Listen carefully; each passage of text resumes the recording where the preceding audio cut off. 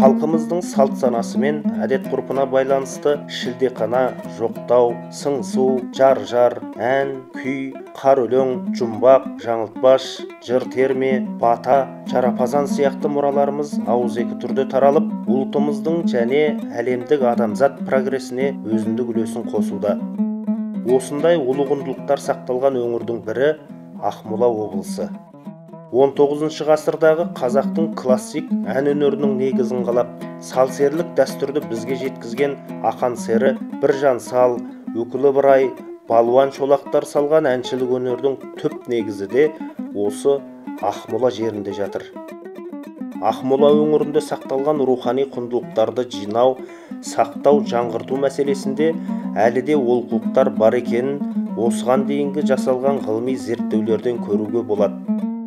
Тәуелсіздіктен бұрын және кейін облыс аумағына рухани мұраларымызды кешенді жинау экспедицияларының жүргізілмеуі, өңірдегі рухани құндылықтар мен оларды ұстанушы мұрагерлердің өткен тарихы мен қазіргі жай-күйін анықтауға, оларға ғылыми сараптама жүргізуге мүмкіндік бермеді. Сондай-ақ Ақмола облысының аумағындағы рухани құндылықтарды ұстанушы көнегөздердің жыл санап өмірден өтуіне байланысты осы дәстүрдің қазіргі таңда тікелей ұстанушыларының азайып, дәстүрлі рухани мұра элементтерімен соған сай білім мен дағдылар жоғалуда. Бұл өз кезегінде рухани құндылықтарымыздың жойылуымен қатар рухани мұраға ғана тән атадан балаға жалғасқан сабақтастықтың үзілуіне әкеліп соғуда. Өткен олқылықтардың орнын толтырып, рухани мұраларымызды жас ұрпаққа аманат ету мақсатында Ақмола облысы әкімінің тікелей қолдауымен 2021 жылдың мамыр және қыркүйек айларының аралығында Қазақстан Республикасы ұлттық музейі Халық қазынасы ғылыми зерттеу институтының ғалымдарының қатысуымен Ақмола облысының Целиноград, Бурабай, Шортанды, Зеренді, Ақкөл, Қорғалжын қатарлы 6 ауданында қазақ халқының материалдық емес мәдени мұраларын жинау, сақтау, зерттеу бойынша кешенді музыкалық этнографиялық экспедиция жұмыстары жүргізілді. Сар жайлауым менің, жаған жайлауым менің, ән жайлауым менің, беу сарыарқа. Ақмола облысы Целиноград ауданы бойынша рухани мұраны жинау, сақтау жұмыстары 11 ауылдық елді мекендерде жүргізіліп, орындаушылық өнердің әр түрінен жиыны 120 материал жазылып сақталды. Бір ескі өлең айтып берейін. Базардан бақшы боз келеді-ау, әр нәрсе жылытуға кез келеді-ай. Мал бағып жапаны жүзде жатқанымда, Нұрбайға екі жігіт кез келеді-ай. Там қазақ баталы ол армас, батасыз құл жармас деген. Бата бермей дастарханға отырмаған, иләһи әмин.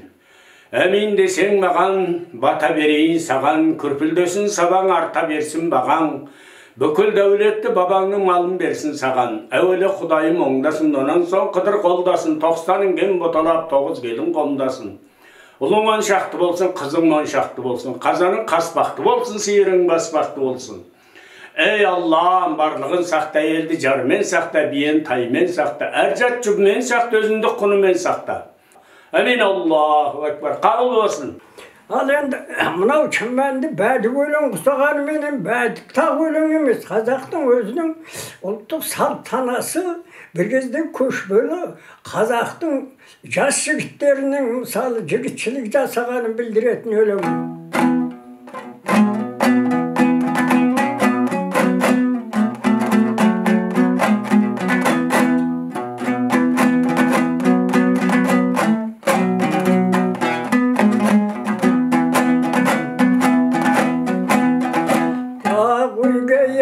Basıp kırdı birev, saypalap keregeni jürdü birev.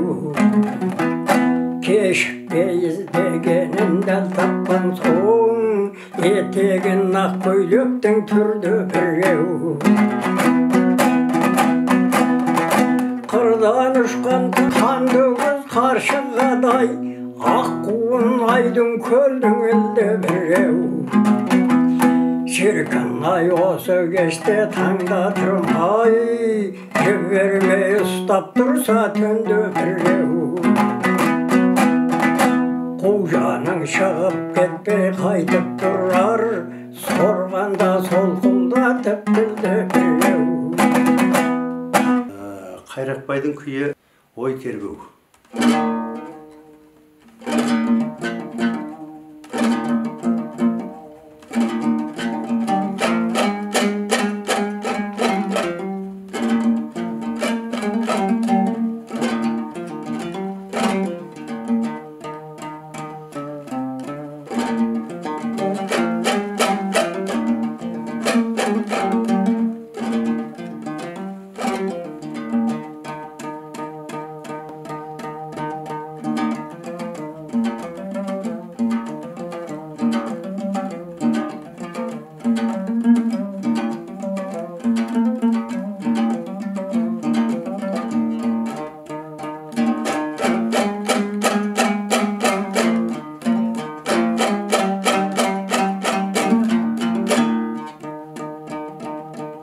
Жастан бері оқимыз, мектепте оқығанда.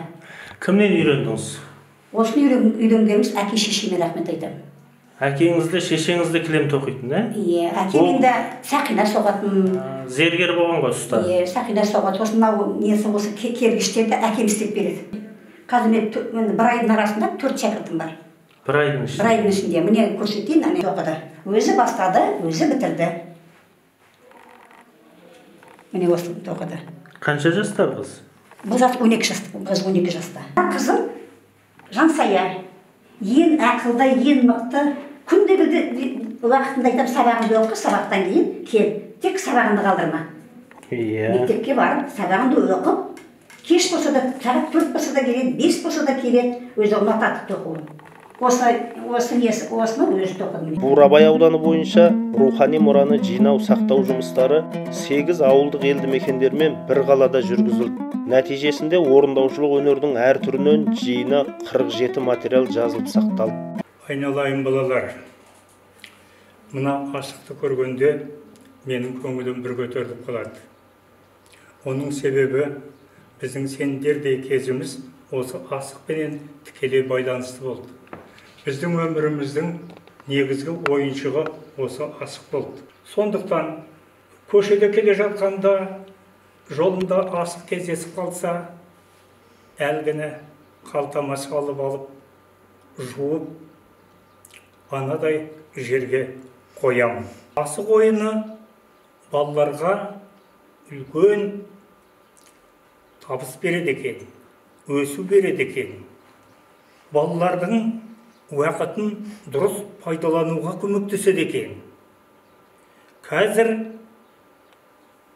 әлгі телефонменен отырғаннан да осы асық ойнағанның көп пайдасы бар. Күйдің аты жаңа ғасыр, қалбаңыздар.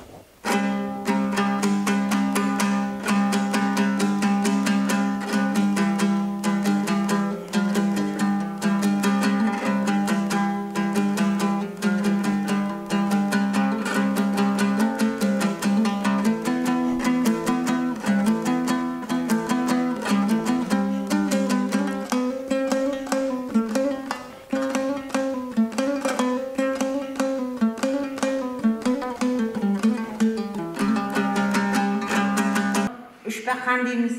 Мынаны алашаны құрғаннан кейін мынау адарғыдағы жіптерді мынаны іліп қоямыз.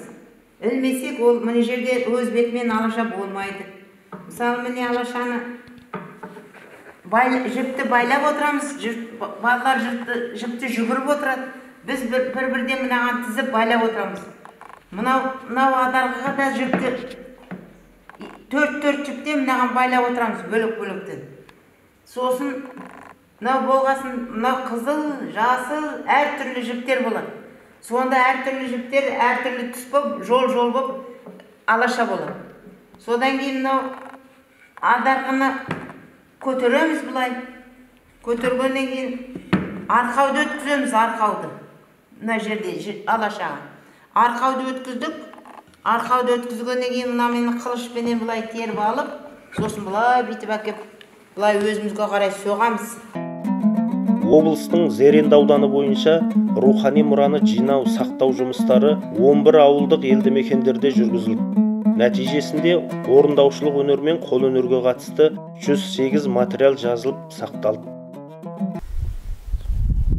Менің әкем Келтиманов Төлеген 1943 жылы соғысқа аттанған. Әкемнің артында 3 әйел бала қалыппыз. Әкем Келтиманов Төлегеннің елге хат атты өлеңі бар. Соны сіздерге айтып берсем. Ол соғыстан оралған ба? Жоқ. Оралмай қалған. Хат жіберіп отыр. Қара қағаз деген болады ол кезде, соны жіберген. Қолыма жазайын деп алдым қалым, жағыма жардам берсін қақтағалым. Зарыға бел жұртымды сағынған соң, қағазға бір ажырақ өлең жазым. Бастайын бисмилля деп сөздің басын, азырақ құлағың сал кәрі жасың. Айрыла бел жұртымнан сапар шектім, не болар бұдан бұлайы ғазиз басым. Еңгілікке беге сасып, мен тәмәмдіп айтушы едім. Ей, тұтыкен, тобықтының қолбашысы, жуантаяқ тоқтабыз дейтін кісі жақына жаңа қайын сол кісінің бар екен кебектеген көрінісі. Ол кебек бұқты болған жас басынан, тоқаңда тастамай дау өз қасынан, жасы кіші болса да көз өткір деп сыйлайды, артық көріп ау жолдасына. Кебектің дәл 15-те аты шықты, аттыға жаяулыға бірдей бақты, көз өткір қара торы жігіт екенден берше орта бойлыға ау кеңейікті. Қызды ұзағатқанда үйден шығардағы айтатын сыңсу. Қарағай қайың үй болар, отырмақ тұрмақ сым болар. Қарағым қалқан десе де, өз үйімді екім болар. Басымда менің тарағым, жылама дейсін қарағым. Мен жылама екім жолай, басқа елде болды отырағы. Ата бабамыздан келе жатқан осы қарынға май салу рәсімін сіздерге айтып кетейін деп отырмын. Қойдың мамыр айындағы қарынын аламыз. Осылай аласыздар да, шошылаға осылай іліп қоясыздар. Кептіріп. Сол кептіріп, түтінге салып, тұзбен осылай 2 жыл тұру керек бұл қарын. 1 жылдық қарын жарамайды. Қарынға салғанда пісіміләй деп, бір қарынды ежелде бір баласы үйленбей жатса, осы балама той болсын, осы үйде келін түссін деп біреулер ырымдаған. Біреулер кішкентайы болмай жатса, осы үйде кішкентайымыз болса екен, осы қарын соған ашам деп. Сондықтан да сол қарынды тек қана сол баласы үйленген кезде ашқан, өте бір жақсы қазақтың келе жатқан бір жақсы ырымы, көп қазір жастар оны біле қоймайды. Құнажынның бүйен дейді бұны. Бұл құнажынның бүйені.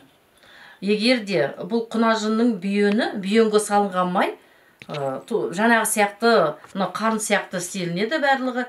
Мұнаң бір несі қасиеті үйде ол керек деп ежелде осы бүйенге салып қойған екен. Сол шаңыраққа ол келген. Менің өзі шығарған күйім жалғыз қаз.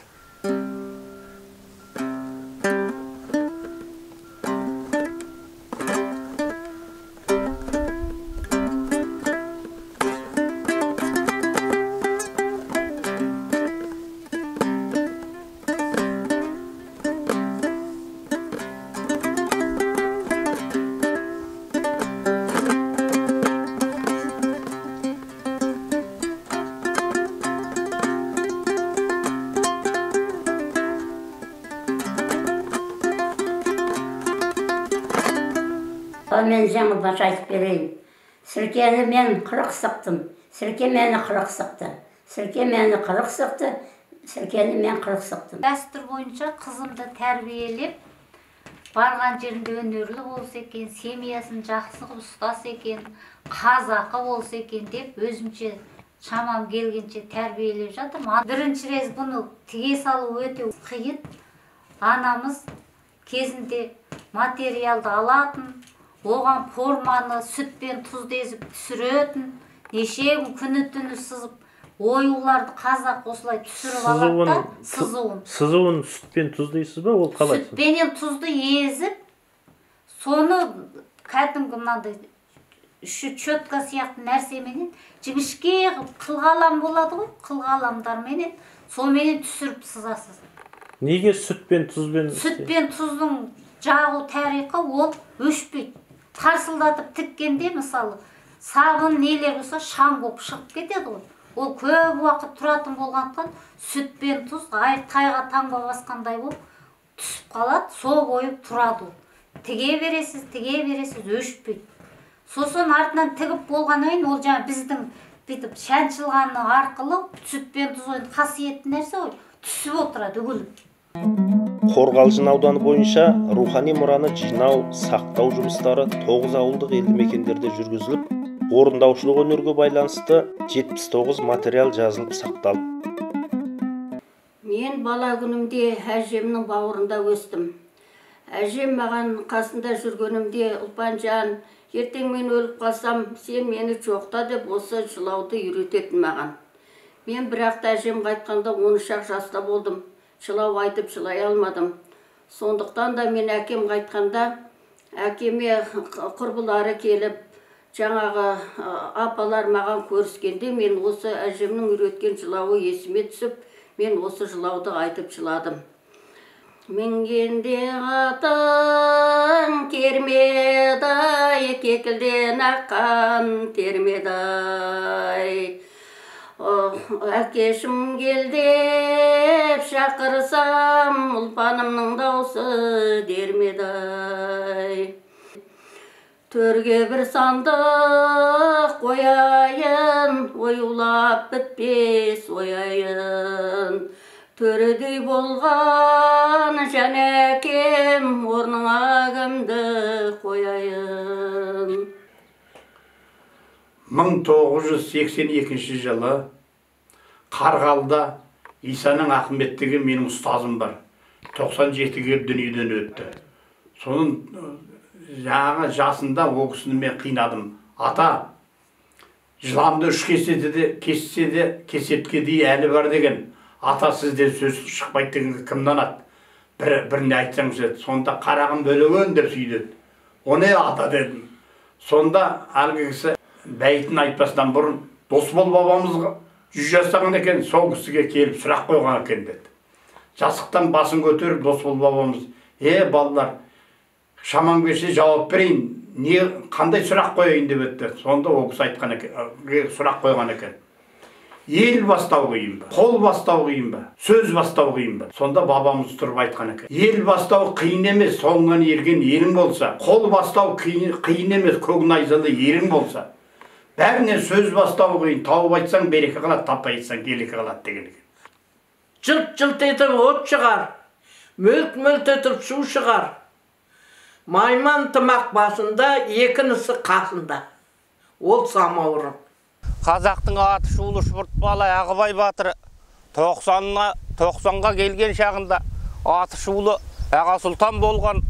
Мынау Құнанбай деген бар дейді деп, соны көрейін деп бір жыл әдейлеп іздеп шығыпты. Қысты күні боранда тон тұлып киген келсе, Құнанбайдың үйінің сыртында 300-дің баласының игі жақсыларының аттары байланған. Оның бәрін жамбасына басқан таңбасынан байқап, бір жиын болып атыр екен ғой деп, Құнанбайдың үстіне жиын өткізіп атқан кірет. Кіргенде сөйлесіп жатқан сөз тоқталып, мынау тонды кісі кірді ғой деп амандасқаннан кейін, жаңағы әңгімені осы тонды кісі келгеннен әрмен қарай жалғастыра беріңдер деп айтты дейді. Сонда Ағыбайды адам деп менсінбегендей қылық көрсеткен оның кім екенін біле қоймайды. Сонда Ағыбай бұрылып шығып бара жатқанда тізесін басып жатқан Абай кішкентай бала екен. Сонда әке мынау шорт бала Ағыбай батыр екен деп. Содан әкесі атып тұрып сыйлы адамымыз келіп қалған екен деп тұра жабысады Ағыбайдың етегіне. Сонда Ағыбайдың жаңағы есіктен кетіп бара жатқанда айтқан бір ауыз сөзі бар. Сөзіңді бөлген тоңды ма? Тоңды саған болды ма? Өзін өзі зор тұтқан, пайғамбарын кем тұтқан, ібіліс малғын оңды ма дейді.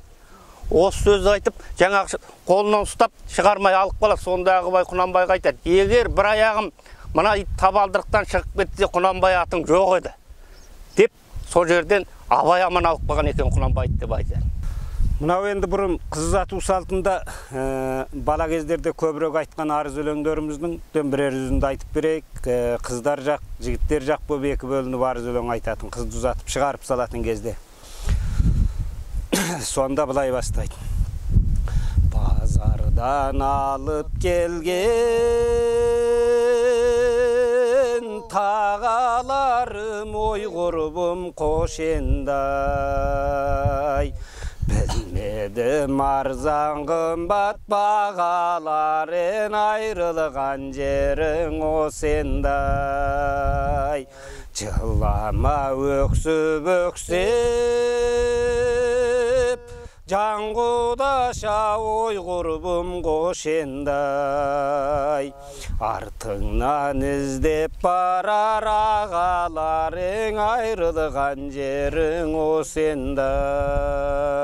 Арыз өлең айтайын, елім саған, бір жат жерден дәм тартау, енді маған қайран елім қалдау кейін. Қызды Құдай жараттау, жат жудыққа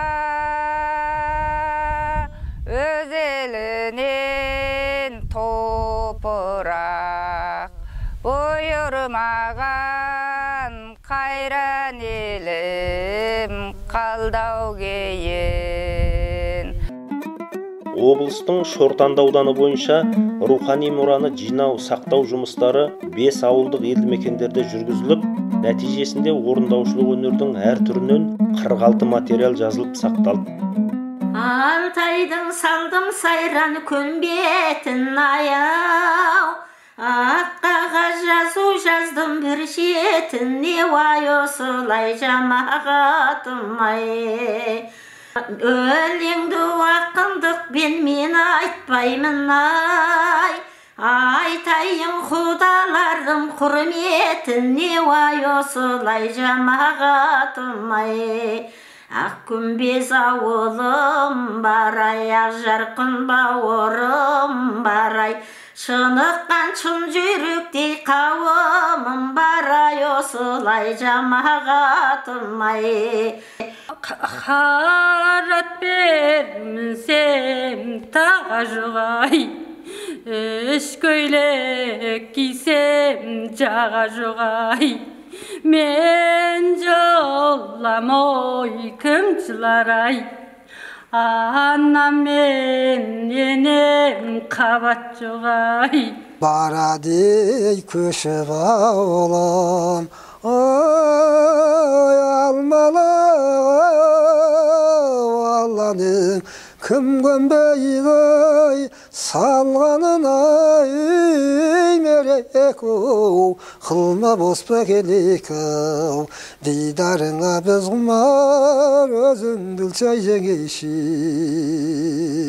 Мінген атым сұр бөртей, ауыл жақын жер төтей, өзің көңіл бергенде жамылалық бір көрпей. Ақмола облысының Ақкөл ауданы бойынша рухани мұраны жинау, сақтау жұмыстары 3 ауылдық елді мекендерде жүргізілді. Нәтижесінде орындаушылық өнердің әр түрінен жиыны 16 материал жазылып сақталды. Қозы көрпеш баян сұлуда былай деп айтылады сөз нұсқасында: екі қалың ағашқа душар болды. Байғұс сол жерде жатып қалды. Бақа айғырды суытып демін алды. Домбырасы моншағы түсіп қалып, домбыралы моншақты содан қалды дейді. Сонда мына осы Ақкөл өңірінде екі тау бар. Біреуі домбыралы тауы, біреуі моншақты тауы.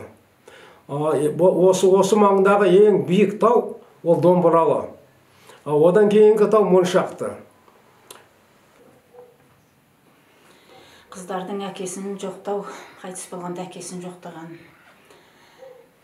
көрістері.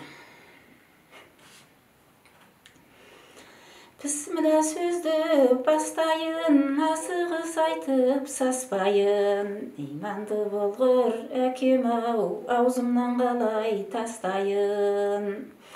Әкешім кетті-ау ордадан, өзі бір өскен ортадан. Иманды болғыр әкем-ай, топырағың болсын торқадан.